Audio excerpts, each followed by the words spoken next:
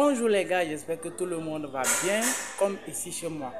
Il y a eu quelques semaines, j'ai fait une vidéo dans laquelle je vous ai dit qu'un coup d'état va arriver au Togo. Un coup d'état va arriver au Togo. Restez calme. Restez calme parce que le moment là va arriver. Parce que quand nous parlons, nous sommes en train de parler. Quand nous sommes en train de sonner l'alarme, quand nous sommes en train d'insister à ce que Faure Gnassingbé démissionne, c'est pour le préserver lui-même.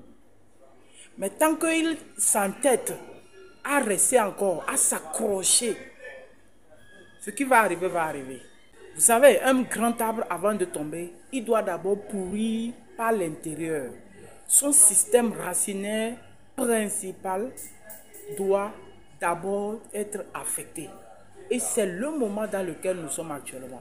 Sachez que le système RPT uni de Gnassingbé est affecté depuis l'intérieur. Je vais vous laisser suivre une brève vidéo de la dame sur laquelle nous reposons notre espoir aujourd'hui, qui veut laver l'affront des Kabyles, qui veut laver l'affront de ceux-là qui ont subi ce système RPT uni là.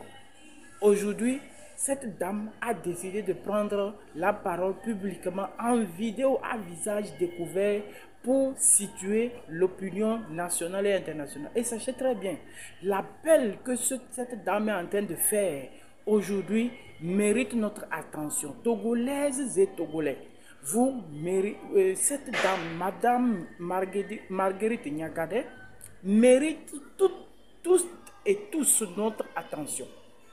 Ce qu'elle est en train de dire dans cette vidéo nous concerne tous. Je vous ai dit dans ma précédente vidéo, je vous ai dit que tous que nous sommes autant, que tu sois à l'intérieur du pays actuellement ou tu sois à l'extérieur du pays en ce moment, tu dois contribuer à ce que le pays puisse tourner sa page historique. Tu dois contribuer à faire tourner la page d'histoire du Togo. Il faut que le pays réécrive une nouvelle page d'histoire. Et pour ce faire, nous n'avons pas besoin que Faure Gnassingbé soit au pouvoir. Parce que comme je l'ai déjà dit dans la précédente vidéo, sous Faure Gnassingbé, il y a eu un système qui a été conçu et développé qui empêche le pays de se développer. Et tant que le Faure Gnassingbé est toujours au pouvoir, le pays ne connaîtra jamais son développement.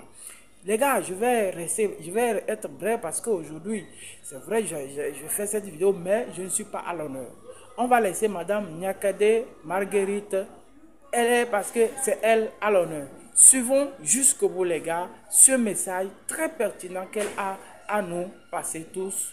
Merci aussi à elle, vraiment merci, nous te portons au cœur. Nous te portons dans nos cœurs, Madame Niakhaté Marguerite, parce qu'aujourd'hui, tu fais la fierté du Togo.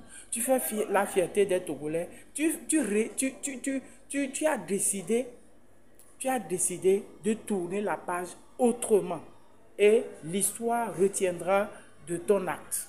Merci beaucoup et suivons. Togolaises, Togolais, chères concitoyennes, chers concitoyens, je suis Essozamna Marguerite Niakhaté, ancienne ministre des Armées du Togo. Je viens vers vous aujourd'hui avec respect pour la première fois en vidéo en tant que citoyenne togolaise. Je viens vous parler avec franchise et responsabilité, mais également avec un profond amour pour notre pays, le Togo. Je suis consciente que ma prise de position peut surprendre et déranger. Depuis la diffusion de mes tribunes, certains disent que je m'exprime par amertume ou par frustration. D'autres doutent de mes actions et pensent que je ne peux pas vouloir d'une sincère unité ou du changement. Je sais ce que cela peut représenter dans l'imaginaire collectif. À cela, je réponds, oui, j'ai des liens familiaux avec la famille Gnassingbé. Oui, mes enfants en sont issus. Cela est un fait. il n'enlève rien à mon droit de m'exprimer en toute conscience sur la situation du Togo. Avant d'être lié à une famille ou à une communauté, je suis avant tout une citoyenne togolaise, lucide, qui n'accepte pas de garder le silence face à ce que subit mon pays, notre pays. Dites-moi, pourquoi devrais-je me taire au motif de mes origines ethniques, de mes liens familiaux, ou parce que j'ai été ministre et sous prétexte d'avoir bénéficié du système? Non. Garder le silence face aux dérives que j'ai constatées quand j'étais dans le gouvernement serait trahir les valeurs qui me sont chères et qui constituent mes repères de vie. Ce serait renier ma conscience. Ce serait trahir le peuple togolais. C'est donc en toute légitimité que je revendique aujourd'hui mon droit de parole et que naturellement, je me joins aux voix qui appellent au changement.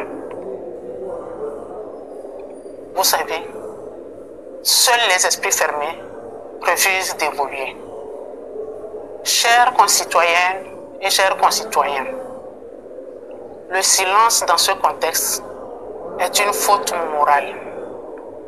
L'inaction est une complicité et il est important de ne pas laisser la peur dicter nos actions et nos choix.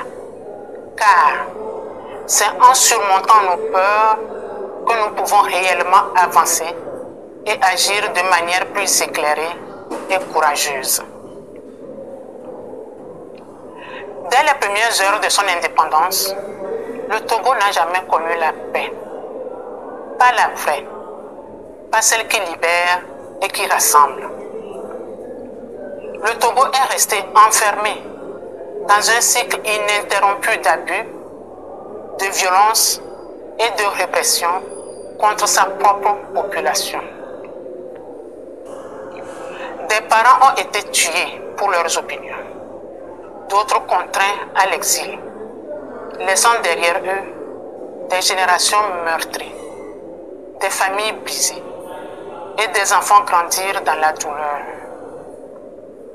Des Togolais, qu'ils soient du nord, du sud, de l'est ou de l'ouest, ont été contraints de fuir leur propre pays, non pas pour une meilleure vie, mais pour survivre. Toutefois, il n'y a pas que ceux qui sont partis. Il y a aussi ceux qui sont restés.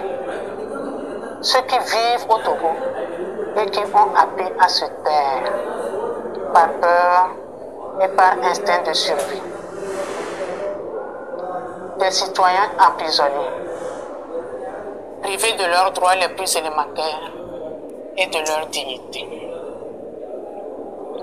Nous pensons à tous les Togolais, d'ici et d'ailleurs, qui portent en eux des blessures profondes, des douleurs anciennes et des colères légitimes. Il serait difficile d'imaginer toute cette souffrance, parce qu'il faut la vivre pour la comprendre. Il est temps d'arrêter toutes ces souffrances, d'assumer les erreurs du passé et de faire du Togo un pays de repentance, un pays de justice, un pays de mémoire. Ce sera le prix de la guérison et le seul chemin vers un pays de pardon et vers une paix réelle. Nous devons aussi avoir en mémoire que le problème togolais n'est pas une région. Le problème n'est pas non plus un nom de famille, ni une communauté. Le vrai problème, c'est un système qui a trahi les espoirs du peuple. Et ce système doit être combattu et changé. Chères concitoyennes, chers concitoyens, notre pays ne se construira pas dans la division, mais dans l'unité afin de faire du Togo une nation. Nous avons tous un rôle à jouer afin que nos concitoyens de l'extérieur puissent rentrer chez eux et que tous les Togolais vivent en paix, parlent sans peur et marchent sans crainte. C'est ensemble que nous reconstruirons notre pays dans la fraternité et la détermination. Le temps du silence est terminé. Le moment est venu de dire les choses avec clarté. Nous avons besoin d'un Togo nouveau, d'un pays libre, juste, réconcilié et tourné vers l'avenir.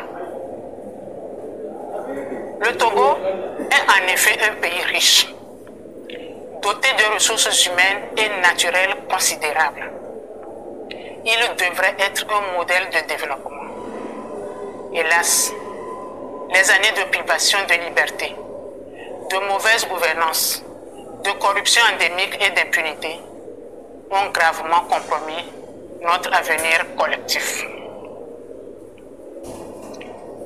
Nous sommes conscients qu'il n'est pas facile de gouverner et de diriger.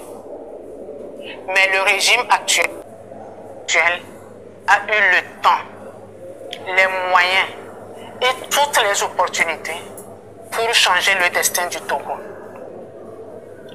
Malheureusement, il a échoué et il n'y a plus d'excuses. Laisser Faure Gnassingbé au pouvoir encore ne changera rien. Il doit, d'une manière responsable, démissionner pour laisser la place à une transition apaisée, inclusive et nationale en vue de la reconstruction de notre pays. Le peuple togolais doit prendre ses responsabilités pour intensifier son engagement citoyen dans la paix et la légalité, pour que le changement tant attendu devienne réalité. Le Togo doit renaître. C'est une réalité historique. Aucun peuple ne peut accepter indéfiniment cette oppression, cette misère, ce mépris et cette injustice. Je saisis l'occasion pour lancer un appel une fois de plus aux forces armées et aux forces de défense et de sécurité à se ranger aux côtés du peuple pour la libération et la reconstruction de notre pays, le Togo. Trop de sang a coulé sur la terre de nos aïeux. Il est temps de le laver.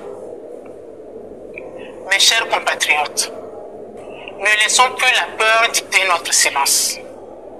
Ne laissons plus la division nous empêcher de nous unir. Il est temps d'écrire une nouvelle page. Il est temps de reconstruire un pays où chaque Togolais aura sa place, sa voix et sa dignité. Chers compatriotes, l'histoire nous regarde. Nos enfants attendent et le Togo espère un seul peuple, une seule nation, un seul avenir, le nôtre. Je vous remercie. Alors, vous voyez aujourd'hui que Madame Nyakadé vient de lâcher une bombe dans la maison de Faure Gnassingbé. Et sachez très bien que cette bombe-là, elle va s'exploser. Faure va, le veuille ou non, il va dégager du pouvoir. Parce que, en réalité, comme on l'a déjà démontré, pendant les 20 ans que les Togolais lui ont accordé, Faure Gnassingbé n'a rien prouvé de positif.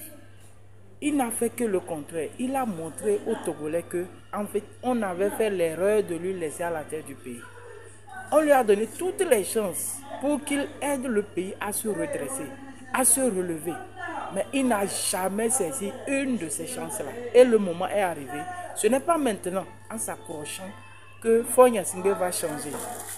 Ce n'est pas... Je ne vois même pas un gouvernement. Quel gouvernement magique que Faure Gnassingbé va former pour relever ce pays-là. Aucun gouvernement que Faure Gnassingbé va diriger ou former et diriger ne parviendra à relever le pays. Parce que sous lui, ce qui a été conçu, c'est de c'est de la pourriture. Donc tous les gouvernements qui vont fonder vont s'asseoir sur cette pourriture et tous vont être moulés dans la farine de la corruption, dans la farine du laxisme, dans la farine de l'anti-méritocratie. Est-ce que vous comprenez ça? Donc ça fait que tout ce que Faure Gnassingbé va faire en étant à la tête du pays, ça va échouer. Donc le moment est arrivé. Le 30 août, toi et moi, nous tous, tant que nous sommes, autant que nous sommes, et peu importe notre position, nous devons contribuer. Nous devons sortir dans les rues pour dire non et démission, pour proclamer démission de Faure Gnassingbé, réclamer le retour de la Constitution 92 sur laquelle nous allons nous baser pour redresser notre pays, tous les systèmes de notre pays. Je pense que nous avons eu la chance même d'avoir la meilleure constitution, l'une des meilleures constitutions au monde, avec notre constitution de 92. Et si Faure Gnassingbé faisait usage, avec tous les gouvernements qu'il a eu à diriger, s'il en faisait usage de cette constitution-là, je pense que nous n'en serons pas là où nous sommes là actuellement. Les gars, à très prochainement pour une nouvelle vidéo. Bye bye.